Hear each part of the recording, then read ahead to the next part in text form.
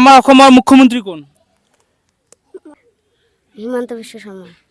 হয়, শুদ্ধ উত্তৰ দিছে যে অসমৰ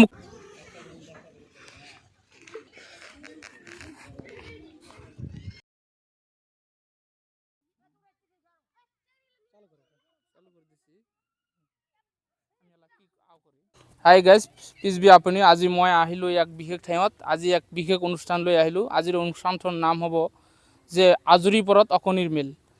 যে আমি গাঁৱে ভূঞে ল'ৰা ছোৱালীখিনি যিখিনি সময় আজৰি সময়ত অবাবত নষ্ট কৰে, সেইখিনি সময় যদি আমি আজৰি সময়ত ধেমালিৰ চলেৰে অকণিহঁতক কিছু শিক্ষা দিওঁ, তেতিয়াহ'লে আজৰি সময়খিনিও আমাৰ বহুত মানে জীৱনত প্ৰতিফলিত কৰিব। সেইকাৰণে আজি অকণিহঁতক লৈ অকণিহঁতৰ মেল পাতিলোঁ। এই অকণিহঁতক মই আমাৰ দেশৰ, ৰাজ্যৰ আৰু দৈনন্দিন জীৱনৰ বহুত প্ৰশ্ন মই কৰিম আৰু অকণিহঁতে সেই মোৰ প্ৰশ্নবোৰ উত্তৰ দিব চেষ্টা কৰিব। আৰু এইখিনি মই অনুশীলন কৰাৰ দৰেই কৰিম, যাতে অকণিহঁতে এইখিনি আয়ত্ব কৰি জীৱনত সিহঁতে জীৱন গঢ়াত মানে সুবিধা হয়, সিহঁতৰ জ্ঞানৰ পৰিসৰ বৃদ্ধি পায় আৰু ভৱিষ্যত জীৱনত এজন ভাল মানুহ হিচাপে নিজকে প্ৰতিষ্ঠিত কৰিব পাৰে সমাজত। সেই হিচাপত মই আজি আজৰি পৰত অকণিৰ মেল নামৰ এই অনুষ্ঠানটোৰ সৈতে মই আজি প্ৰথম আৰম্ভণি কৰিম আজৰি পৰত অকণিৰ মেল। আৰু যিসকল ল'ৰা ছোৱালীয়ে আজি প্ৰশ্ন উত্তৰ দিব পাৰিব, ফাৰ্ষ্ট আৰু ছেকেণ্ড হ'ব, সিহঁতক মই এটা মেডেলেৰে পুৰস্কৃত কৰিম। চ' চাওক আজিৰ এই বিশেষ অনুষ্ঠানটো আজৰি পৰত অকণিৰ মেল। আজৰি পৰত অকণিৰ মেল। এই অকণিৰ মেলত মই অকণিহঁতৰ সৈতে লগ হৈছোঁ। অকণিহঁতক কিছুমান মই মানে কুইজৰ নিচিনাই প্ৰথমতে মই এই তেওঁৰ পৰা ষ্টাৰ্ট কৰিম যে আমাৰ অসমৰ মুখ্যমন্ত্ৰী কোন? আমাৰ অসমৰ মুখ্যমন্ত্ৰী হিমন্ত বিশ্ব শৰ্মা। হয়, শুদ্ধ উত্তৰ দিছে যে অসমৰ মুখ্যমন্ত্ৰী হিমন্ত বিশ্ব শৰ্মা। যিহেতু শুদ্ধটোতো আৰু হ'ব লাগিছিলে এনেকৈ যে অসমৰ মুখ্যমন্ত্ৰী হ'ল ডক্টৰ হিমন্ত বিশ্ব শৰ্মা। আৰু মই আৰু এজন উপস্থিত আছে, মই তাৰ পৰা জানিব বিচাৰিম যে অসমৰ শিক্ষামন্ত্ৰী কোন? শিক্ষামন্ত্ৰী ডক্টৰ ৰমেশ পেগু। ডক্টৰ ৰমেশ পেগু, হয় শুদ্ধ উত্তৰ। আমাৰ অকণিহঁত সঁচাকৈয়ে স্মাৰ্ট আছে, কিয়নো ভাল উত্তৰ দিব মানে দি আছে। আৰু এজন অকণি আছে, মই তেওঁৰ পৰা জানিম যে আমাৰ অসমত কেইখন জিলা আছে? 35খন। 35খন, হয় শুদ্ধ উত্তৰ। যে সঁচাকৈ আমাৰ অকণিহঁত স্মাৰ্ট আছে, সিহঁতে শুদ্ধ উত্তৰ দি আছে। অসমত 35খন জিলা আছে। মই আৰু এজনী আছে, মই তাইৰ পৰা শুনিম যে আমাৰ বিটিআৰত কেইখন জিলা আছে? 5খন। শুদ্ধ উত্তৰ যে বিটিআৰত 5খন জিলা আছে, শুদ্ধ উত্তৰ দিছে। ক'বলগীয়া, কিয়নো বিটিআৰত 5খন জিলা আছে, শুদ্ধ উত্তৰ দিব পাৰিছে। যে আমাৰ অসমৰ শিক্ষামন্ত্ৰীৰ নাম কি? ডক্টৰ ৰমেশ পেগু। ডক্টৰ ৰমেশ পেগু, শুদ্ধ উত্তৰ। সঁচাকৈ আজিৰ যি অনুষ্ঠানটো হ'ল আজৰি পৰত অকণিৰ মেল, এই অকণিৰ মেলত ল'ৰা ছোৱালীখিনিয়ে আমাৰ দৈনন্দিন জীৱন গঢ়াত এজন ভাল ছাত্ৰ হিচাপে পৰিচয় দিয়াত আৰু শিক্ষা জীৱনত প্ৰতিফলিত কৰা প্ৰশ্নসমূহে ইয়াত কুইজৰ নিচিনাকৈ ধৰা হৈছে আৰু ল'ৰা ছোৱালীসমূহ উত্তৰ কৰা হৈছে, কিন্তু ল'ৰা ছোৱালীয়ে শুদ্ধ উত্তৰ দিবলৈ সক্ষম হৈছে। তো মোৰ সৈতে মই আৰু প্ৰশ্ন কৰিম যে বিটিআৰৰ চিফ কোন?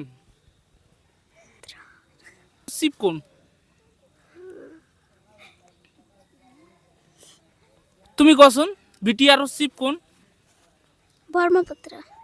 নহয়, শুদ্ধ উত্তৰ হোৱা নাই। তুমি কোৱাচোন বিটিআৰৰ চিফ কোন? 2003। নহয়, বিটিআৰৰ চিফ কোন, মানে বিটিআৰৰ মুৰব্বী কোন? তুমি কোৱাচোন বিটিআৰৰ মুৰব্বী কোন? প্ৰমোদ বৰা। হয়, তাই শুদ্ধ উত্তৰ দিছে যে বিটিআৰৰ মুৰব্বী হ'ল প্ৰমোদ বড়ো।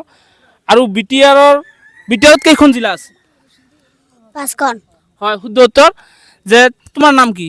কাৰিমুল আলী। কাৰিমুল আলী শুদ্ধ উত্তৰ দিবলৈ সক্ষম হৈছে।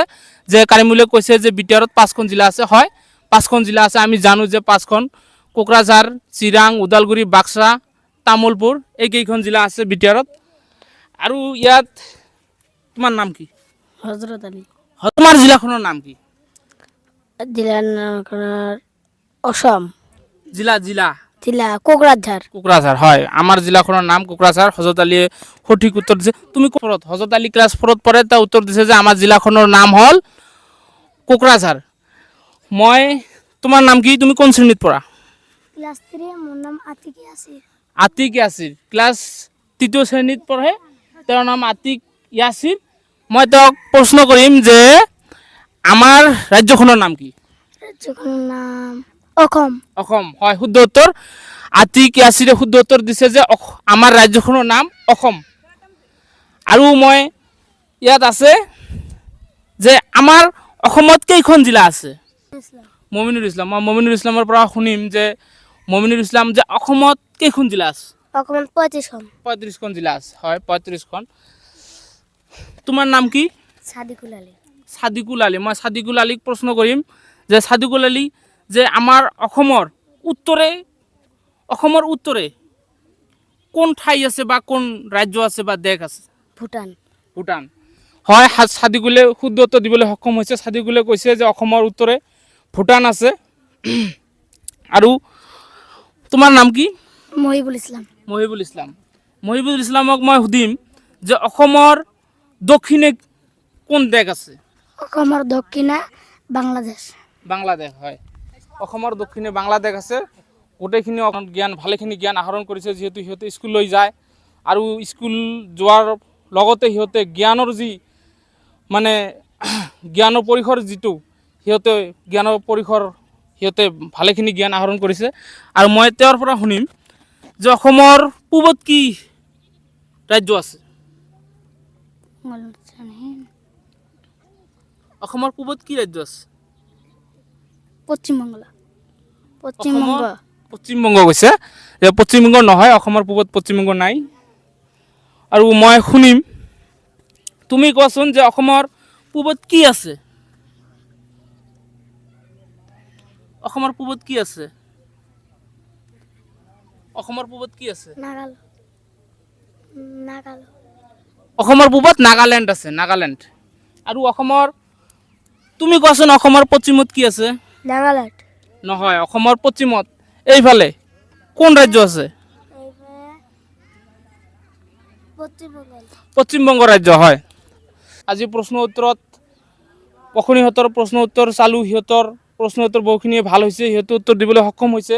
আৰু এই আজৰিপৰত অকণিৰ মেলটো আমি প্ৰতি দেওবাৰে 4 বজাৰ পৰা ষ্টাৰ্ট কৰিম।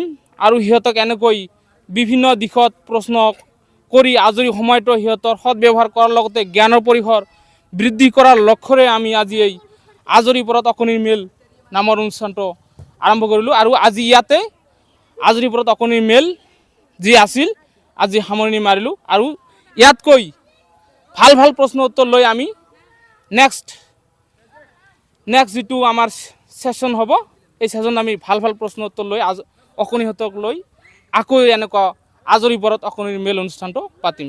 চ' থেংক ইউ।